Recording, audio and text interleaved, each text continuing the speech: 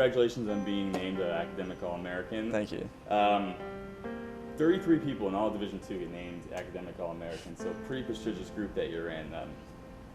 How do you feel about being named Academic All-American? Yeah, it's totally an honor. I didn't really know, so my assistant coach called me and told me, and I was kind of blown away at first because I didn't even know I was in the running or how it all worked, and so definitely really thankful for it. Definitely, there's a lot of people out there who work really hard in the classroom and should be recognized, and like you said, only 33 people, so to be elected to a group like that, it feels like such an honor, honestly. So it's a small company nationwide that gets selected as this in general, but this doesn't happen at Flagler very often either. I think it's been 3 over the last 10 years or something. Because of all the sports that get named Academic All-Americans.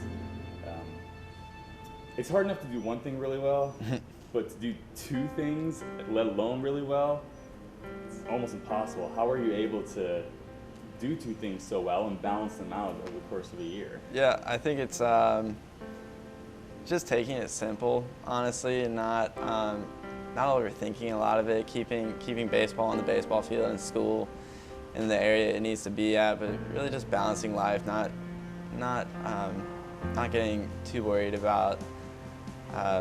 When I'm on the baseball field, I try not to think about school. When I'm at school, it's a lot harder, but I try not to think too much about baseball, but I really do. But just knowing I have to get certain things done and being able to plan around that and plan for that time. So, baseball IQ, especially as a pitcher, is one of the things that gets talked about the most. You have to really study your opponent, know weaknesses and hot zones and cold zones, and where they're swinging, where they're not swinging. Does that ever come into play? Do you deal with that a lot, or you just pretty much go out there and deal?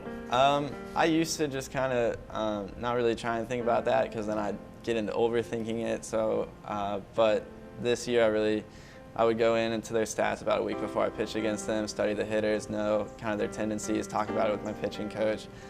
So it definitely brought more of a mental aspect into it this year, which I think really helped me. But again, at the same time, not really overthinking it.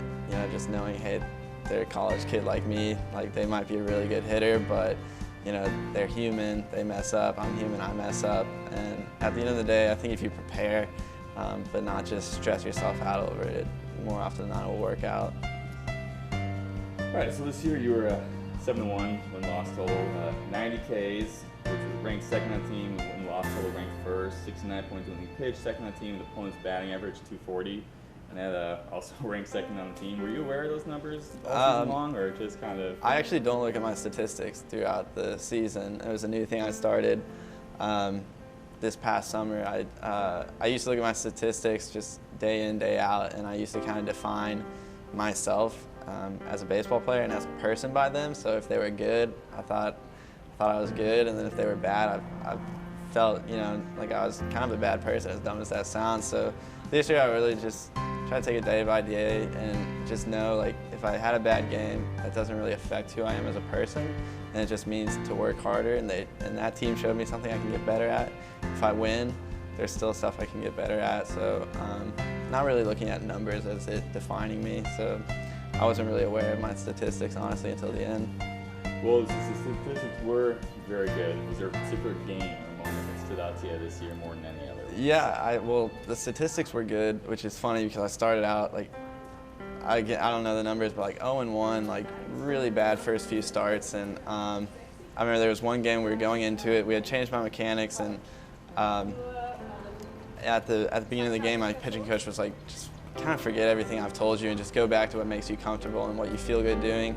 And so I went out and had, through 7 innings, had 15 strikeouts and no walks. And so I think from that point on, it was just like, just do what I feel comfortable with and have confidence in that. So that was against Albany State, so I remember that game. Have you always been interested in graphic design, or did that just come into the Flagler? I got to, I've always been interested in more drawing, more of the real life art, I guess you could call it. But when I got to Flagler, the graphic design program was interesting, and I felt like I was at a certain level in drawing and not at a certain level in graphic design, so I wanted to kind of challenge myself to go from the more computer side of it, since I felt like I already gotten a pretty good grasp on the fine art side of it. What's the favorite thing that you've done this year academically? Any kind of project that stands out, or?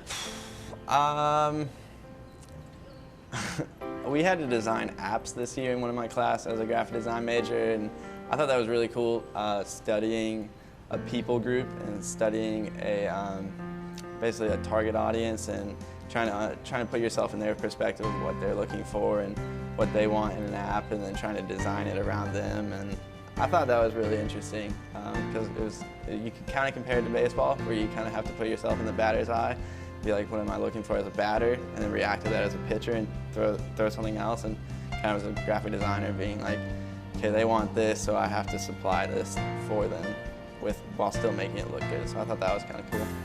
You might have an opportunity to play professionally, yeah. And you also might have an opportunity to do great things graphically designed. Yeah. What are you looking forward to once your future keeps on going? Flagler? I think it's like absolutely just so many options, and I'm so thankful for that. And really, I just want to do what God calls me to do, and if that's professional baseball, that's amazing. I also really want to be a missionary. So really just whatever he tells me to do, I'm going to go do and do it to the best of my abilities. So basically you're saying you're going to be playing Kershaw. Yeah, that would be sweet. NL MVP, Cy Young Awards, plus the missionary trips and all the other stuff he does. Yeah. Which he also, I know, does a lot of work in Africa. So you guys are on collision course. Yeah, exactly. Kershaw. Yeah, that would be great.